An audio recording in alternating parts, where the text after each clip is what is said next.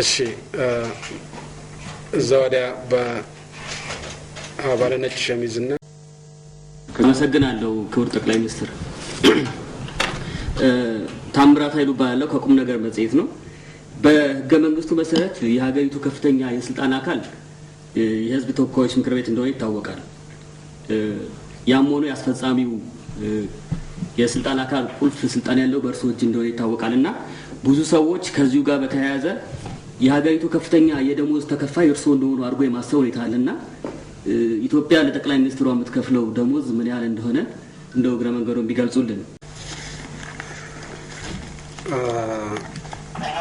ደሞዝን በተመለከተ ጸረ ሙስና የሁሉም ባለስልጣኖች ደሞዝ አውጥቷል ይመስለኛል። ካላወጣ እስከ ቅርብ ጊዜ ድረስ የነበረው 6400 ነው። የአሁኑ ጭማሪ ገና እኔ ጋር አልደረሰም። ያለው ሲደርስ የሚጨመር ነገር ካለ አሳውቃለሁ። ከ40 ዓመታት በላይ ሀገራችን ያስተዳደሩት የአጼ ኃይለ ሥላሴ በታሪክ ክፉም ደግም ታሪክ እንዳላቸው ይታወቃል።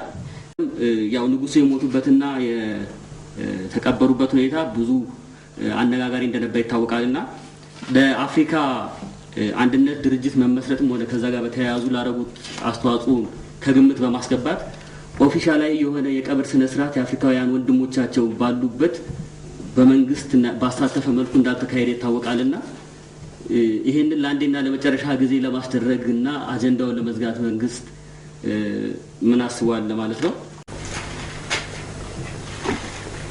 የንጉሱን ቀብር በተመለከተ የአጼ ኃይለ ሥላሴ ማለት ነው ያረፉበት ቦታ ከታወቀ በኋላ ተፈትሾ ተገኝቶ ለቤተሰቦቻቸው ተሰጥቶ ከቤተሰብ ቀብር አኳያ በተገቢው ክብር ተቀብረዋል ብዬ ነው የማስበው። ስለዚህ የቀብሩ ስነ ስርዓት ከነበረው ታሪካዊ ሂደት አኳያ ሊደረግ በሚችለው ልክ ተሰርቷል። የዛሬ 30-40 ዓመት የተፈጸመ ጉዳይ ነው እና ሊደረግ በሚችለው ልክ ተፈጽሟል የሚል እምነት ነው ያለኝ። አሁን ተመልሶ ሌላ ቀብር ያውም የውጭ መንግስታት መሪዎች የሚሳተፉበት ቀብር ማሰብ ምናልባት የሚጋበዙትንም ሰዎች ራሳቸውን ግር ሊያሰኛቸው ይችላል። በመጨረሻ ማነሳው ጥያቄ በሰለጠኑት ሀገራት ያሉ መሪዎች እንደው ከመንግስታዊ ስራቸው ወጣ ባለመልኩ በአንዳንድ ማህበራዊ ጉዳዮች ላይ ይሳተፋሉና በተለይ በስፖርት ውድድሮች ላይ በአንዳንድ ትምህርት ቤቶች በመገኘትም መጽሐፍትን በማንበብ ለተማሪዎች የንባብ ባህል እንዲዳብር ጥረት ያደርጋሉ። እርስዎ ባለፉት 20 ዓመታት በእንደዚህ አይነት ነገሮች ላይ ሲሳተፉ አልተመለከትኩም ወይም አምልጦ ሊሆን ይችላል። ከዚህ አንጻር በሚቀጥሉት 5 ዓመታት ምናልባት ባለው ትርፍ ጊዜ እንደዚህ አይነት ማህበራዊ ነገሮች ሲሳተፉ ልናየው እንችላለን ወይ? አመሰግናለሁ። መሪዎች የራሳቸው አመለካከት አላቸው። እኔ የተቀጠርኩት የመንግስት ስራ ለመስራት ነው ብዬ ነው የማስበው። ኮንትራት እሱ ነው። ከዛ ውጪ ኃላፊነት የለብኝም። ሶሻል ማህበራዊ ሞዴል ለመሆን ምን ለመሆን ወይም ስፖርተኛ ተወዳዳሪ ለመሆን የተሰጠኝ ኮንትራት የለም። የመንግስትን የጠቅላይ ሚኒስትርነትን ስራ እንደሰራ ነው ኃላፊነት የተሰጠኝ። ስለዚህ ህብረተሰቡ ከኔ የሚጠብቀው ስፖርተኝነት ወይም ደግሞ በየትምህርት ቤቱ በየክሊኒኩ እየሄደ በሽተኛ በማስታመም በማበረታታት መልኩ ይሄን ማድረግ ነውር ነው ለማለት አይደለም። ይሄን የማድረግ ኃላፊነት አይደለም የተሰጠኝ። የምለካውም መመዘነውም የተሰጠኝን ስራ በመስራት መልኩ ነው። የተሰጠኝን ኃላፊነት ወደዋለሁ፣ የተሰጠኝን ስራ ወደዋለሁ። ስለዚህ አቅም እስካለኝ ድረስ ብዙ ጊዜ እዛ ላይ ማጥፋት ፈልጋለሁ።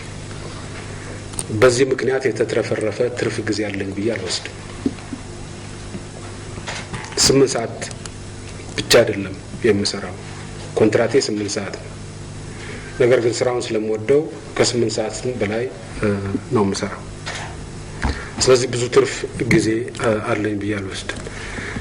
የተረፈውን ግን ለራሴ መጠቀም እፈልጋለሁ ከኮንትራቱ ውጭ ስለሆነ እና እንደዚህ አይነት አመለካከት ያላቸው ሰዎች አሉ። እኔ እንደዚህ አይነት አመለካከት አለ። ሌሎች መሪዎች ደግሞ ሌላ አይነት አመለካከት አላቸው። የእነሱም ትክክል ነው ለነሱ፣ የኔም ትክክል ነው ለኔ። በዚሁ መልኩ ነው የማየው። በተራ ዜጋ ደረጃ በስፖርት ተወዳዳሪ መሆን ቢቻል በጣም ጥሩ ነው። ካልሆነም የራስን ጤንነት ለመጠበቅ በሚያስችል መልኩ መስራት ተገቢ ነው። የራሴን ጤንነት ለመጠበቅ በሚያስችለኝ መልኩ ሞካክራለሁ። ከዛ ባሻገር ችሎታ የለኝም። ችሎታ በሌለኝ እንትን ላይ ችሎታ ካላቸው ሰዎች ጋር መንደፋደፍ የሚጠቅም ሆኖ አይታየኝም።